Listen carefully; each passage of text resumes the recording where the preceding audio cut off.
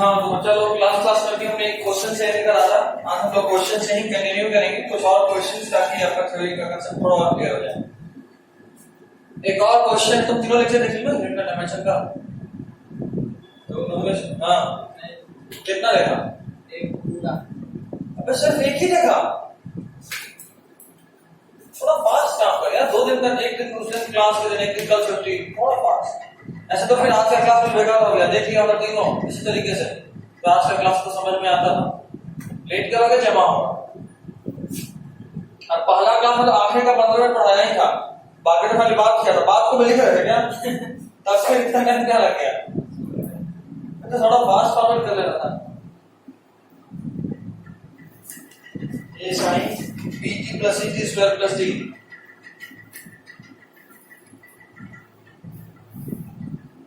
एक क्वेश्चन है and you need to find dimension of a b c and d।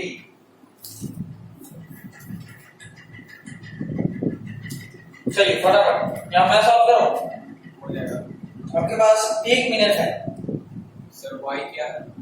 अच्छा y क्या है? Good question. y is length. y length ऐसा दिया हुआ है, क्वेश्चन में दिया हुआ है कि y लेंथ है।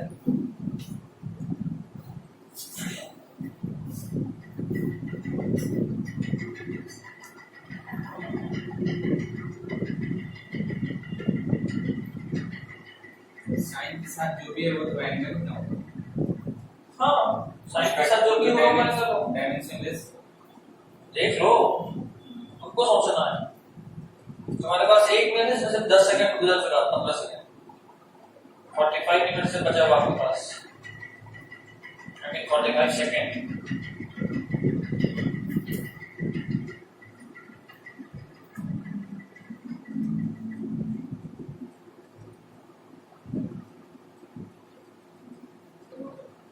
हो गया? क्या क्या आया? a का है हाँ और बाकी सब है 0 0 0। पहले तुम बताओ।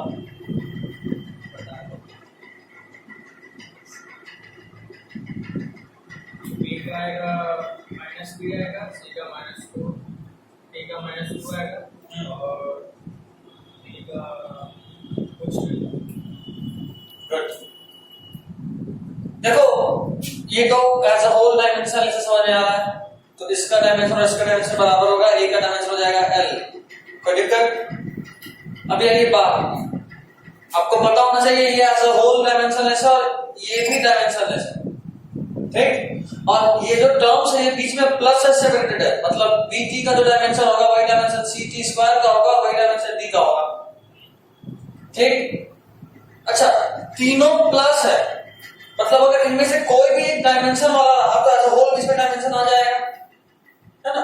डिवाइड होता हो सकता है कट भी जाए, या मल्टीप्लाई होता तो भी कटने का चांस है। 2 into 1/2 कट के 1 हो जाता है।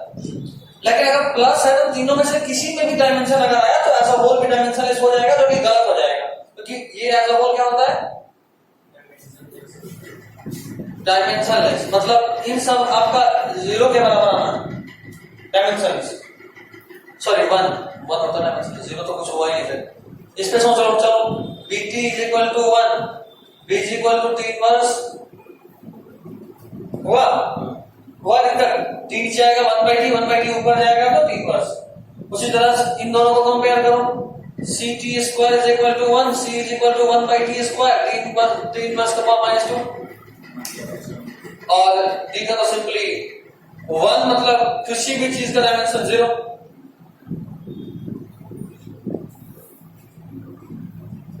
कोई दिक्कत तो रिपीट करो, बोलिए। किसी को कोई दिक्कत तो रिपीट करता हूं। कोई दिक्कत किसी को? ठीक है।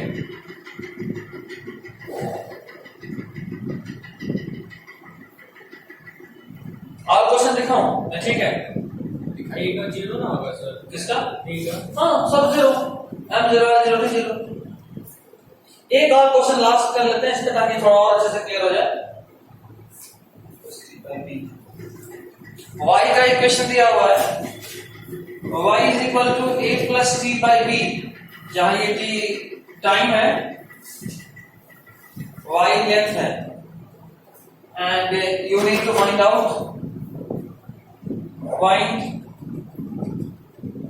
dimension of A and B.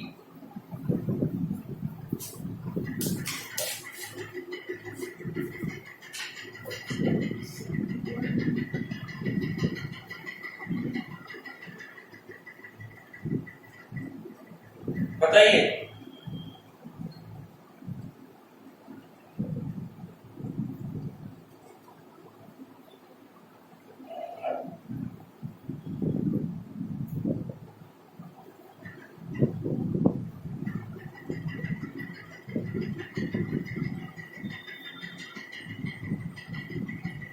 कितना टाइम सर हो गया। ये बताओ, अच्छे बताओ। ये तो हुआ क्या जब पता नहीं रहा है। विभूति, तो क्या लिखे देखे तेरे? फिजिक्स पढ़ रहा है, क्या पढ़ जब इसे में फंस रही? सिंपल क्वेश्चन है, कट किसने कर रही? एल का -1 किसका? बी का बी का क्या? एल का -1 अच्छा, और टी हाँ और ए का आएगा सिर्फ टी। ठीक है, समझे? सिंपल देखो भाई, इक्वेशन है आपका y is equal to a plus t by b. ये दोनों प्लस से सेपरेटेड है, देखो इन दोनों का डायमेंशन सेम है। a का डायमेंशन कितना है? Sorry T T. अच्छा, इस इक्वेशन को ऐसा लिख सकते हैं, देखो तो y is equal to a by b plus t by b, है ना? इन दोनों का डायमेंशन भी सेम होगा, और अगर सेम होगा तो ये है L और ये है T और ये है B। B is equal to T by L, T L power -1। कोई दिक्कत? चलिए फटाफट बताओ।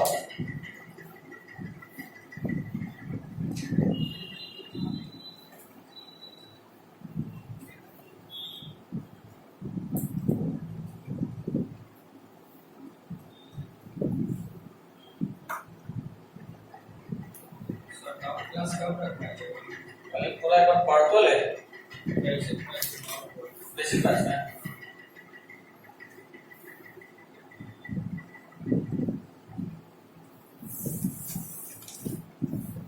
क्लास में तो डील कर लेते हैं, लेकिन टाइम देते हैं, क्लास में डील कर लिया जाए, ये भी ठीक रहेगा। हो गया सबका? चलिए अब इसका कुछ प्रॉपर्टीज देखते हैं डायमेंशन का। तो फर्स्ट देखिए, to find relation between various physical quantity, to find relation between various physical quantity, to find relation between various physical quantity.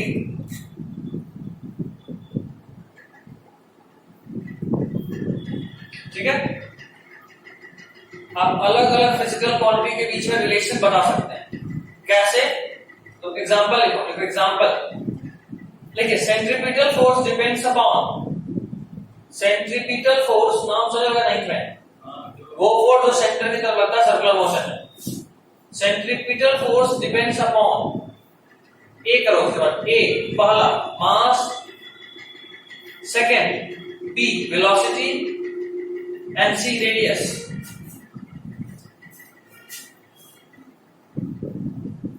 Centripetal force depends upon mass, velocity and radius. आपको dimension के help से पता करना है, आपको dimension के help से पता करना है कि सेंट्रीपिटल फोर्स एक फोर्स है, सेंट्रीपिटल फोर्स एक फोर्स है which depends upon mass, velocity and radius. इन तीन चीज पे डिपेंड करता है सेंट्रीपिटल फोर्स, और आपको कैसे डिपेंड करता है ये नहीं पता, मतलब आपको एक्चुअल फार्मूला तो नहीं पता, आपको सिर्फ इतना पता है कि ये तीनों पे डिपेंड करता है। अब आप डायमेंशन के हेल्प से इनमें रिलेशन निकालेंगे, अब आप डायमेंशन के हेल्प से इनमें रिलेशन निकालेंगे। तो चलिए, आपको पता है this force depends upon mass, velocity and radius. अच्छे से लिखो तो लिख सकता हूं, डायमेंशन लिखा हूं, इंटरडिपेंडेंसी है या और चलो एक मिनट रुक जाओ और अच्छे से करता हूं, एक इससे और पढ़ा लेता हूं ताकि आपको अच्छे से समझ में आए।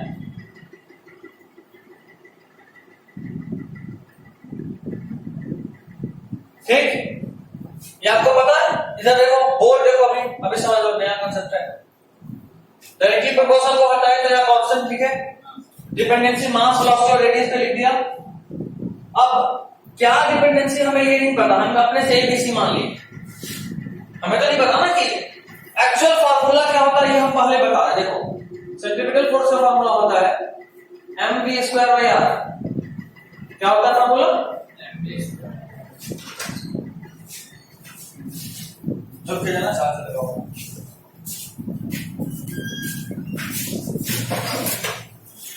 फार्मूला होता है mv²/r, ठीक है। अभी आपको ये पता है कि ये जो सेंट्रीपिटल फोर्स है वो मास पे पावर 1 से डिपेंड करता है, वेलोसिटी पे पावर 2 से डिपेंड करता है और रेडियस पे पावर -1 से डिपेंड करता है ना, ये आपको पता है। लेकिन यहां तो आपको जो हम दिए उसको तो नहीं पता है, तो हम मान लीजिए कि एबीसी कुछ पे डिपेंड करता होगा, क्या करता है ये मुझे नहीं पता। ठीक, अभी देखो अगर आपको इस जो कंसेप्ट सिखा रहा हूं उसमें एक ड्रॉबैक है, वो ये कि आपको ये बात बोल तो दिया कि ये इस पे डिपेंड करता है, और जब भी डिपेंडेंसी आएगा तो एक कांस्टेंट ऑफ प्रोपोर्शनलिटी आता है। इस कंसेप्ट को यूज करने के लिए this constant of proportionality must be dimensionless.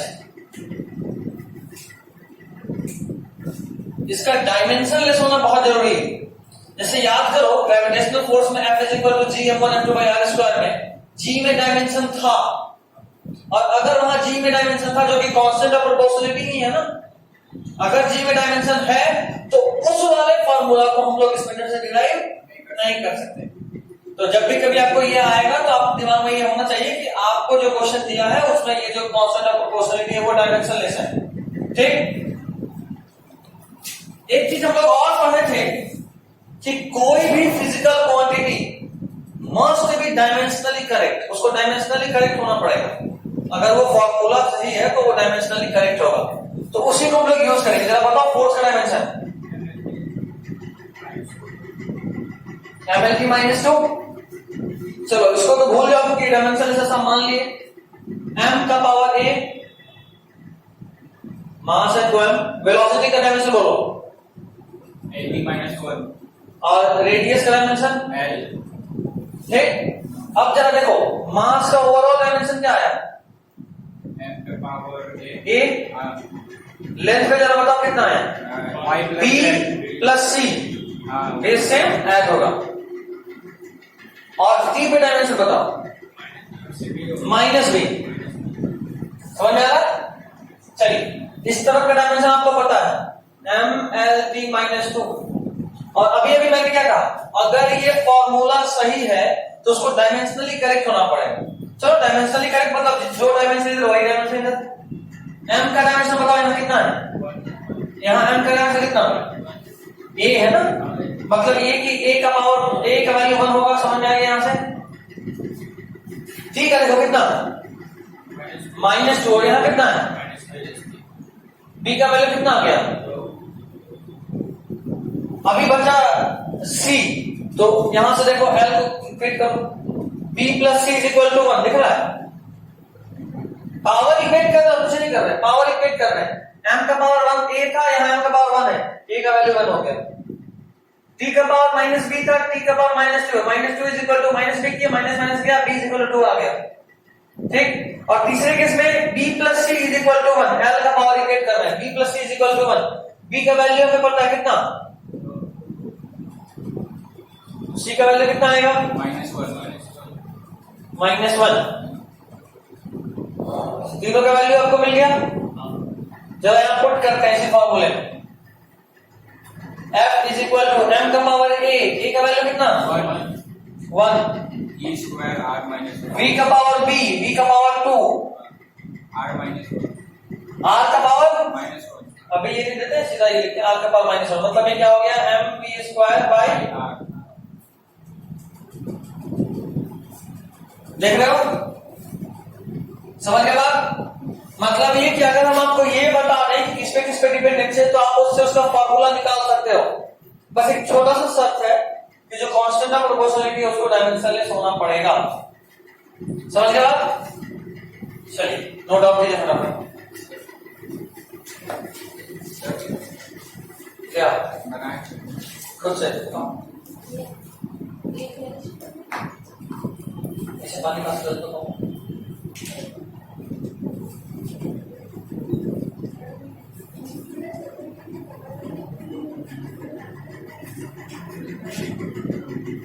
थोड़ा साइड हो गया।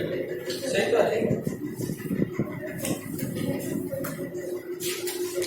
देखो अभी इतना लिखा हूं, अगर अगली बार सॉल्व करूंगा ये लिखूंगा और वहीं पे समझ में आ जाएगा। अच्छा ये 1 है और L सिर्फ यहाँ L कितना, सॉरी T माइनस भी जाना है तो T माइनस 2 है, वहीं से हो गया। फिर बचा तो सिर्फ उसी को सॉल्व करना।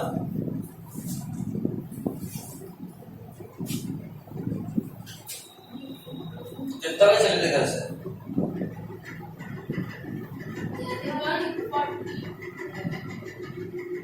45 मिनट तक तो वहां से आना है। आने में टाइम नहीं लगता, बस वहाँ पे जाम था ना, वहाँ से पहले लगे थे। कहाँ जाम था? अनिशाबाद से पैदल आ रहे हो? अनिशाबाद जाम था? हाँ, हल्का सा। हाँ, अभी हमारे तो कुछ नहीं, तो तुम्हारे लिए स्पेशली कोई जाम लगाया होगा।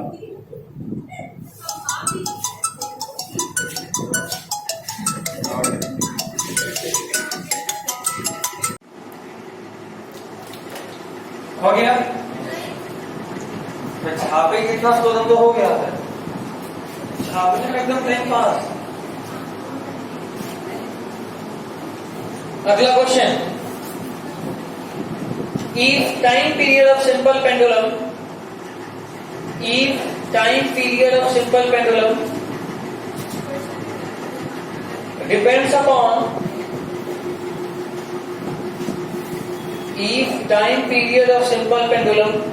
depends upon length of pendulum and acceleration due to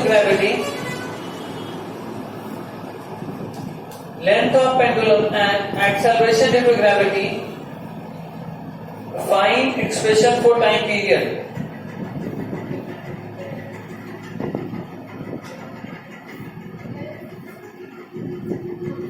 Find expression for time period.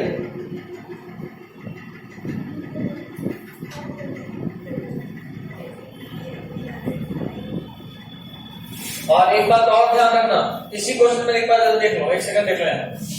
इसी क्वेश्चन में देख लो एक बार, यहाँ जो के को डायमेंशन हमने करके छोड़ दिया था, वो के कोई नंबर तो हो ही सकता है ना, तो इसीलिए फॉर्मूले में हम लोग उस के को लिखेंगे तो अच्छा रहेगा। मतलब यहाँ के लिख दो, उसको यूज मत करो लेकिन के लिख दो। मतलब फाइनल फॉर्मूला ऐसा होगा कि mk²/r। ये अलग बात है कि इस केस में बाई लग के का वैल्यू 1 हो गया, हमेशा ऐसा नहीं होगा। हमेशा ऐसा नहीं होता है, के का कई बार कुछ न्यूमेरिकल वैल्यू होता है, डायमेंशन नहीं होगा, ये तय है। तो वापस से रिपीट कर रहा हूं, if time period of simple pendulum depends upon length of pendulum and acceleration due to gravity, find expression for time period. Find expression for time period। अगर आप लोग टारगेट बैठ में होते तो इस तरह के क्वेश्चन को एक और ट्रिक से बनाता। इन सब क्वेश्चंस का एक बहुत ही सिंपल ट्रिक भी होता है, लेकिन अभी आपके पास उस ट्रिक को सॉल्व करने के इतना फिजिक्स नहीं पता।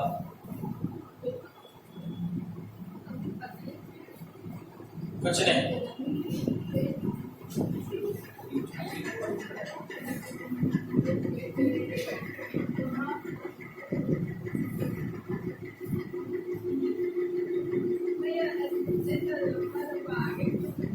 क्योंकि तुम लोग आए नहीं, ये भी बात नहीं, ये भी बात में है।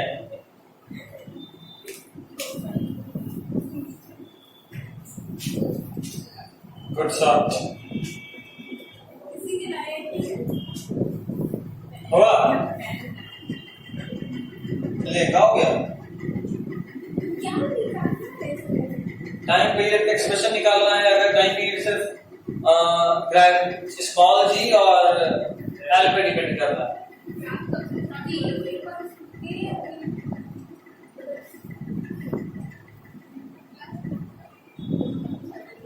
क्या किसका? फिजिक्स चल रहा है बट स्टार्ट कब से हुआ? 2 बजे। रिकॉर्डिंग के लिए 2 बजे से रिकॉर्ड नहीं हुआ।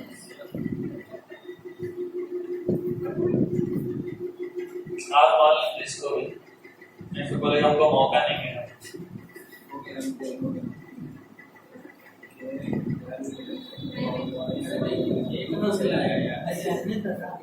पहले उसको बना लेते फिर डिसाइड करना कहाँ से लेके आया। वाई और जी और ए दोनों लिखना है।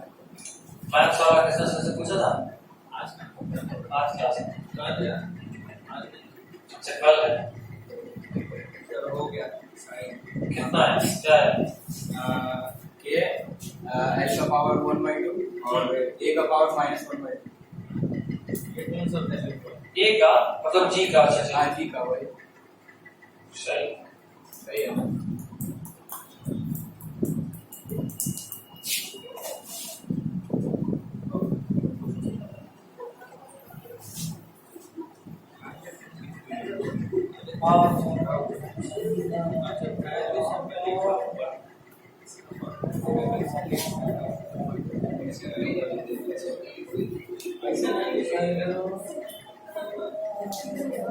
देखो सही है। इक्वल तो ना होगा सर। अबे के लिख दिया। अच्छा के लिख दिया तो इक्वल टू बिल्कुल ठीक है। चलिए सीधा सीधा डायमेंशन में चलते हैं। L का पावर A LT -2 LT -2 का पावर B। आके पावर पावर कर देखिएगा, ये B हो जाएगा और ये A प्लस B। कोई 10 क्या किससे पावर बढ़ा दो? बोलो सुनेंगे। पावर बेस जब सेम होगा पावर ऐड होता है। बेस सेम होगा पावर ऐड होता है। बेस A है, L का बेस A पावर A, यहाँ L का power B। Base same L A plus B power add. फिर से लिखो तो फिर क्या समझ में नहीं आ रहा है? हम इसको मेरी क्लास नहीं आ रही क्योंकि इसको समझ में नहीं आ रहा।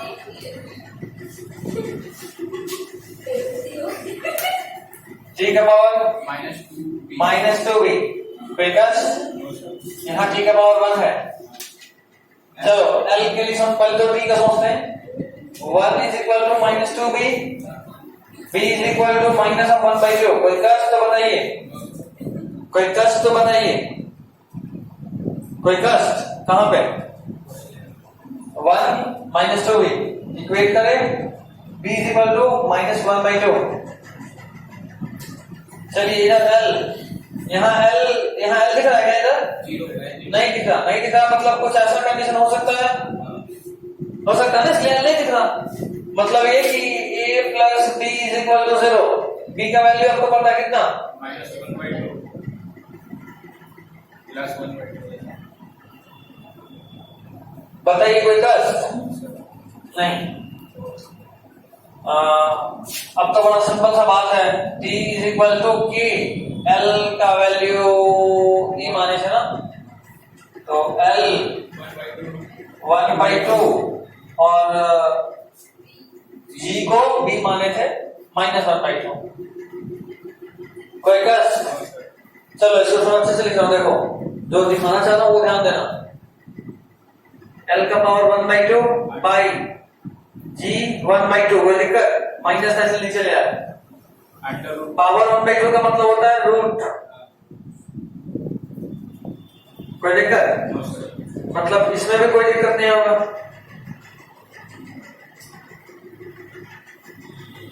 नहीं है ना? एक्चुअली टाइम पीरियड का फॉर्मूला होता है 2π√L/G। सिंपल पेंडुलम के टाइम पीरियड का फॉर्मूला होता है 2π√L/G। 2π इज कांस्टेंट, इसलिए यहाँ के लिखना पड़ा है और as a whole this is √L/G। बोलिए कहां कष्ट हो? मिस विभूति कहीं नहीं। अब अबे मिस बोले मिसेस नहीं, हम भी कैसे बोल रहे हैं? तब क्या दिक्कत है? नहीं तो मेरे इज्जत से दिक्कत है, इसको भी इज्जत नहीं बता रहे और छोटी हो जाएगी। कोई दिक्कत तो बताइए, कहीं कोई प्रॉब्लम किसी को?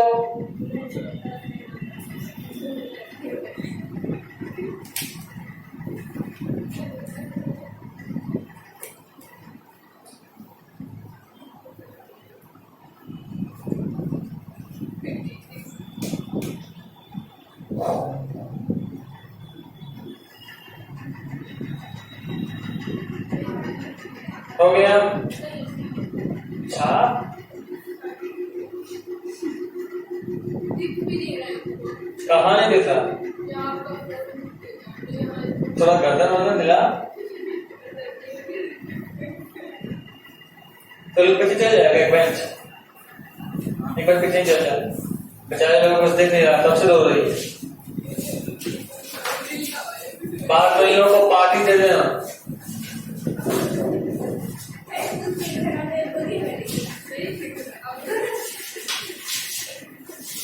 ले, ऐसा ही तो दोस्त धोखा देता है। मनीष, ऐसा दोस्त के वजह से कभी माफ नहीं करना, याद रख, कभी माफ नहीं करना।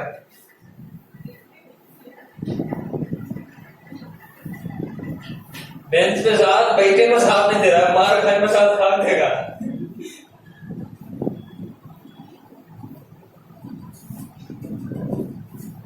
एक आध झगड़ा होता तो दिन तो मान लो दोस्त पिटा रहा है, एक लड़का दो से ढेला लेकर हाथ छोड़ता है कि ढेला मारे, नजदीक नहीं जाएगा, डरा के तो जा जाएंगे, दूर से ही ढेला दिखाता है।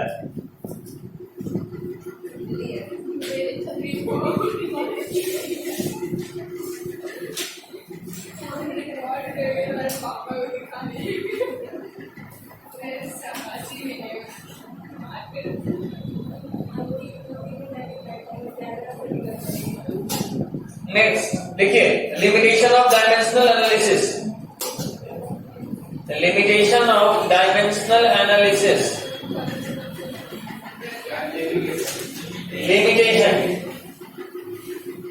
Limitation of dimensional analysis.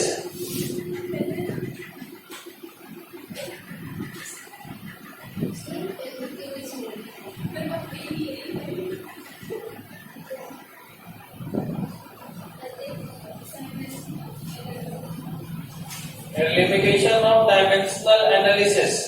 First point, one cannot identify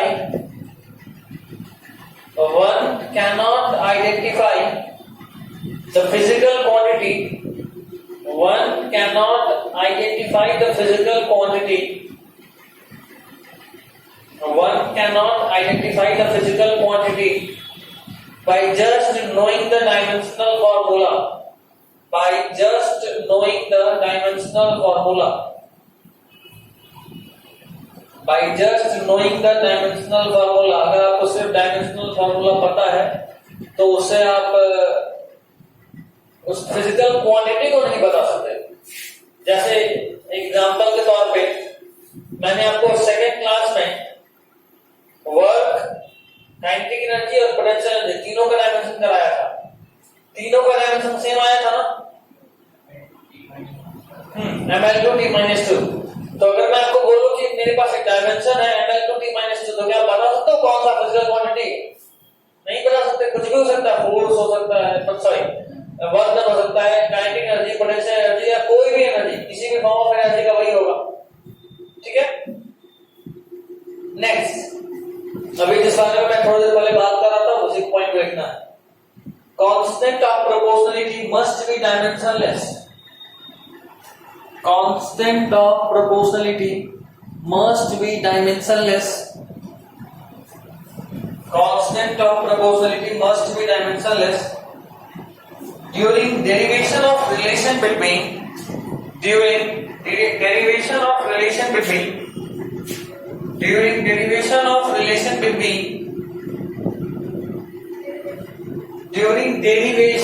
derive करना, जैसे अभी derive करना था ना, during derivation of relation between various physical quantity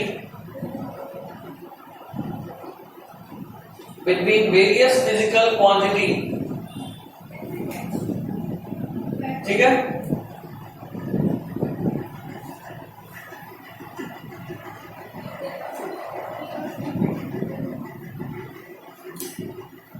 next point,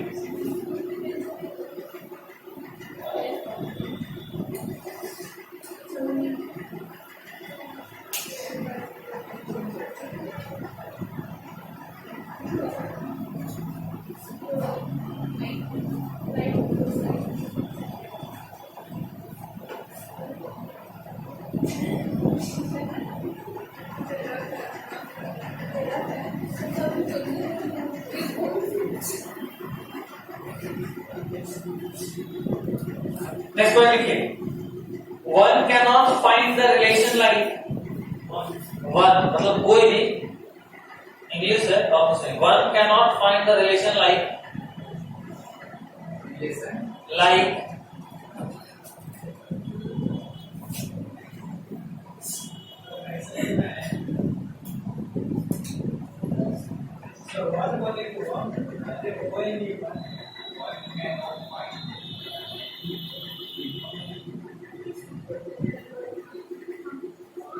ऐसा इंग्लिश में देखिए, वन मतलब कोई भी, one can not find relation like, इस तरह का रिलेशन हम लोग फाइंड नहीं कर सकते डायमेंशनल एनालिसिस से।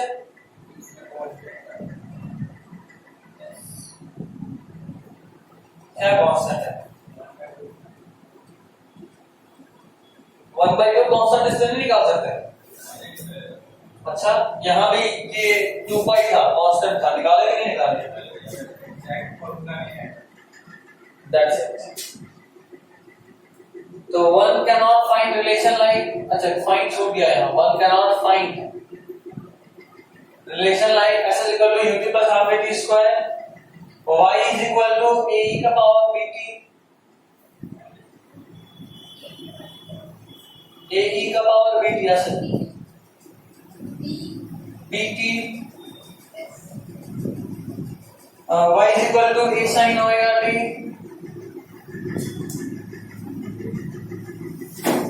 और देखो y is equal to log dt sine omega T, ऐसा लिखते हैं ओमेगा।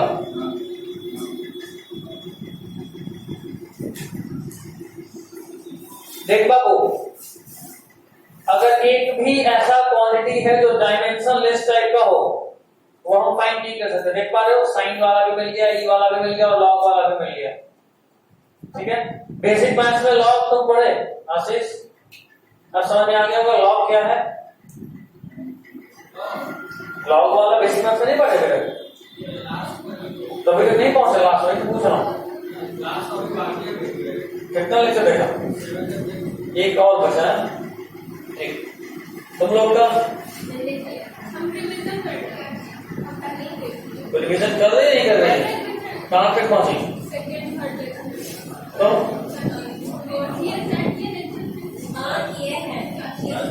क्या अबे क्या चीज का लेक्चर, बेसिक मैथ्स वाला लेक्चर तो भेजे थे, ग्रुप में तो भेजे थे, तुम ग्रुप में नहीं थे।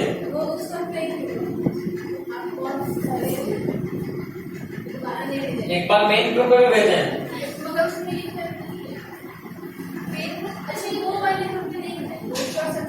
हाँ नहीं हो, अच्छा भेज दी, अच्छा एक अलग ग्रुप बन गया, उसमें तो मिल जाएगा। ठीक, उसमें कुछ देखी,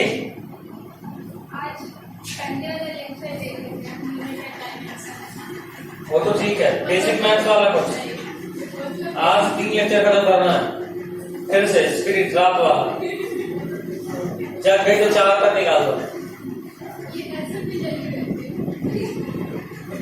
वो लोग का फिर देखना पड़ेगा। देख लिया, मैक्सिमम चीज क्लियर हो गया, वही का डाउट हो सकता है, हम इतने अच्छे से उस लेक्चर को बनाया मैंने पूरे मन से, डाउट नहीं आना।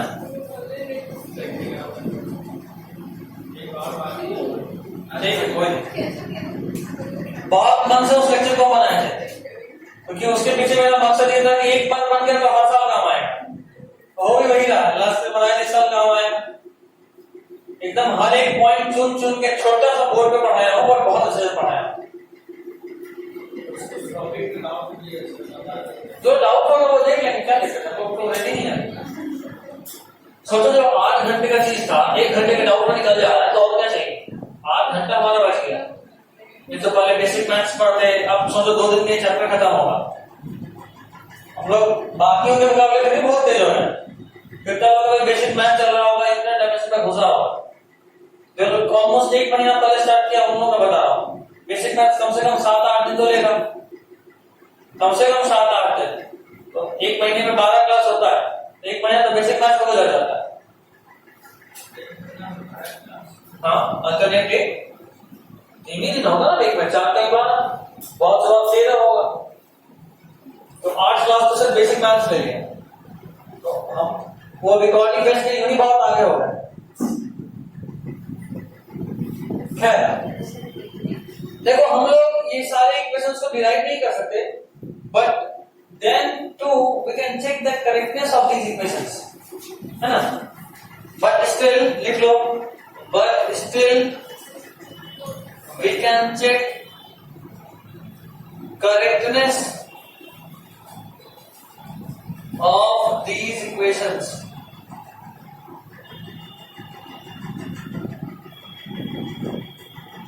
ठीक है,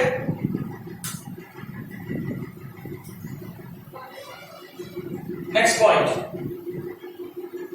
if in a relation, relation में सब लोग, next, if in a relation there are two quantities having same dimension, if in a relation there are two quantities having the same dimension,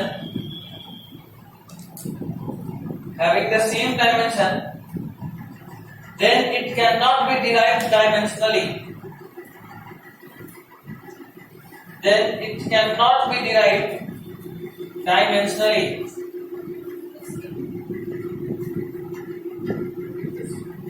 Then it cannot be derived dimensionally.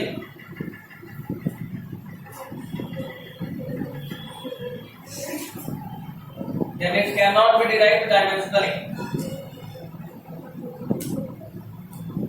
ठीक है?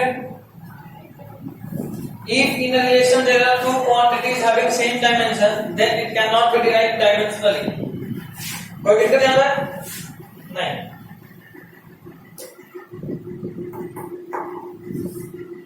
दो तीन हम चाहेंगे formula जो आपको याद रहे, जैसे D is equal to RC is equal to L by R। क्या होता है ये आपको भी मत पूछना।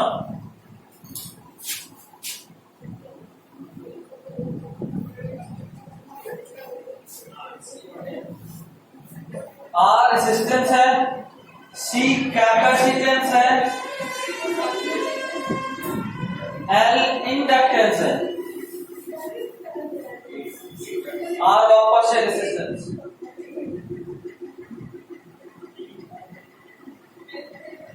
मतलब अगर कोई आपसे पूछे कि जरा मुझे L by R का डायमेंशन बताओ, तो आपको पता होना चाहिए L by R किसके बराबर है, तो सीधा बोलोगे ठीक है डायमेंशन। अगर आपसे पूछे RC का डायमेंशन बताओ, सीधा बोलोगे ठीक है। Half epsilon not E square, ये होता है energy density, energy by volume का फॉर्मूला। ऐसा इसलिए बोल रहा हूं क्योंकि अक्सर आपसे एग्जाम में ये पूछेगा, जरा बताइए RC का डायमेंशन कितना। अभी तेरे को C पढ़ना ही नहीं, C12 में पढ़ना, तो कहां से बताओगे, है ना। हम पहले क्लास में भी बोले थे, इस चैप्टर का सारा क्वेश्चन आप अभी नहीं बना सकते, जब पूरा फिजिक्स खत्म हो जाएगा तब बनेगा, बट कुछ कुछ जो बहुत इंपॉर्टेंट है उसको अभी बता दे रहा हूं, याद करोगे। Half epsilon not E square, ये एनर्जी डेंसिटी का फॉर्मूला है। L इंडक्टेंस, सर C का मतलब क्या लिखा? Capacitance, CAPACITENC। हाँ।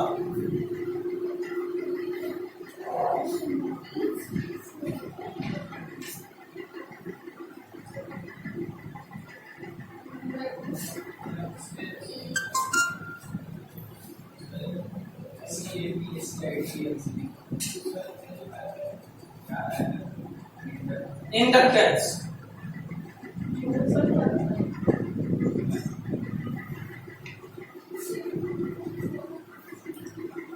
अगर कोई पूछे जरा बताओ 1/√μ0 किसका क्या डायमेंशन क्या, तो ये वेलोसिटी है। सेकंड वाला इक्वेशन क्या लिखना? ये half epsilon not E square. अभी नहीं समझेगा तो क्या फायदा, क्या फायदा। वैसे थोड़ा सा अगर याद दिलाएं तो याद करो 10th पर फॉर्मूला पढ़ते फोर्स का, half F is equal to K Q1 Q2 by R square, याद आ रहा है 10th में? चार्ज, दो चार्ज के बीच का फोर्स, उसमें जो K था उसका वैल्यू था 1/4 pi epsilon not epsilon R, वही है ये एप्सिलॉन नॉट।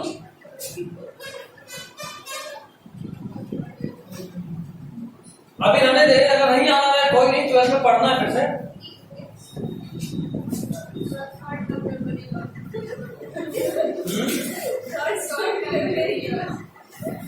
कोई नहीं टेस्ट के ऊपर सब याद आ जाएगा, और टेस्ट ज्यादा दूर नहीं है। चैप्टर खत्म, गेट रेडी फॉर टेस्ट। हाँ पैकेज कितना बना है? कल भेजे थे बेसिक मैथ्स वाला। अब कल रात में 11 बजे के बाद भेजे तो आज पैकेज घर बैठे मतलब घर से निकाल दिया है। बाहर गए इसलिए आपको कल बोले थे जल्दी भेजो। हाँ तो हम लोग 200-300 क्वेश्चन करते थे, तो को 50 में दिक्कत है। नहीं बनना तो उसका उपाय है, डाउटनेट ऐप एक आता है, डाउनलोड कीजिए, सॉल्व के उससे देखिए, ताकि हमारा टाइम बचे क्लास का। अगर फिर भी नहीं बनेगा तो हमें टाइम बचाना, तो हमारे पास कोई टाइम नहीं है। बैठ जा, तो खड़ा का ऐसा लगा पोजीशन में लिख लिया ना, तब भाई तुम खुद सोचो, जो आदमी इतना सारा तैयारी करके रखा है, पैकेज ये वो, लास्ट ईयर में कितने मजे में पढ़ाया था, टाइम था एकदम आराम से पढ़ा था फिजिक्स पूरा डिटेल। इस पर टाइम ही नहीं है, तब तो आपका टाइम निकल रहा है तो मजा आ रहा था फिजिक्स पढ़ने। हाँ 12th में तो है।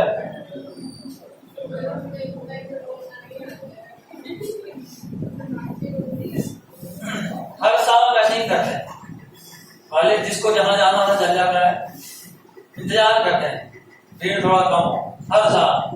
लास्ट ईयर में हम मतलब अभी से 1 महीना पहले स्टार्ट किए थे। फिजिक्स एक ऐसा पेपर है, सबके बस सब आप निकाल से पहला लेवल, इस लेवल पे तुमको हम लेकर जा रहे हैं। तुम नोटिस करोगे अगर और यूट्यूब पे से देखते हो तो फिजिक्स वाला या और भी अच्छा रहेगा, भाई सब इतना लेवल पे होगा झुक के जाना। साजन अब फिजिक्स में कहाँ था? तो लेट हो गया तो लेट से आते हैं, लेट होने से और लेट कर लेते हैं। नहीं कॉल कर, पकड़ सबको बोला। एक और फार्मूला है डाइलेक्ट्रिक कांस्टेंट,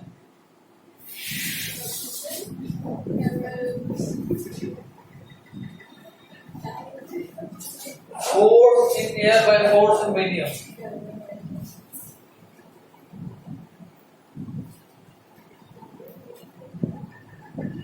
अब हमको कोई बता सकता है डाइलेक्ट्रिक कांस्टेंट का dimension? Force in air by force in any medium.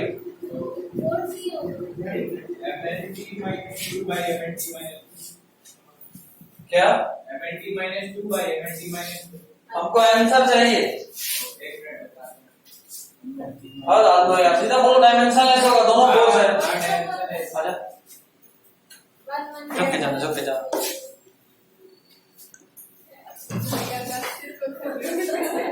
क्या?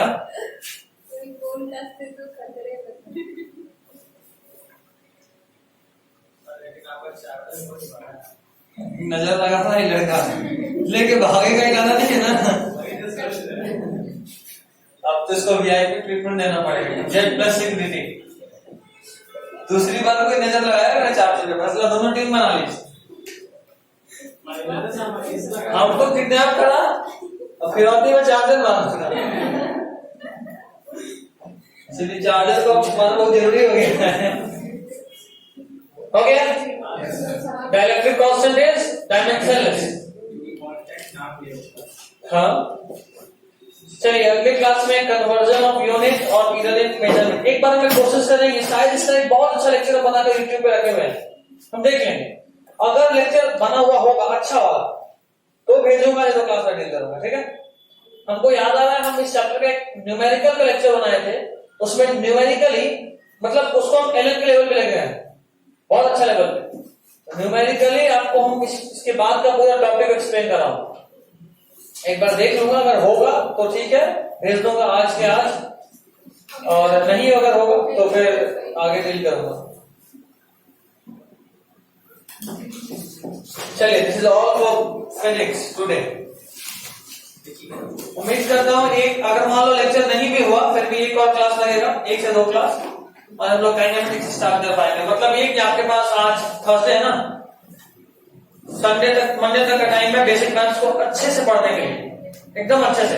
वैसे बेसिक मैथ्स में जो लोग डिफरेंशिएशन इंटीग्रेशन अभी नहीं पढ़े, कम से कम डिफरेंशिएशन नहीं पढ़े हैं, उनको अगले क्लास में दिक्कत होगा, फिजिक्स से अगले क्लास में दिक्कत होगा। जो लोग डिफरेंशिएशन नहीं पढ़े, जो पढ़ चुके हैं, चलिए।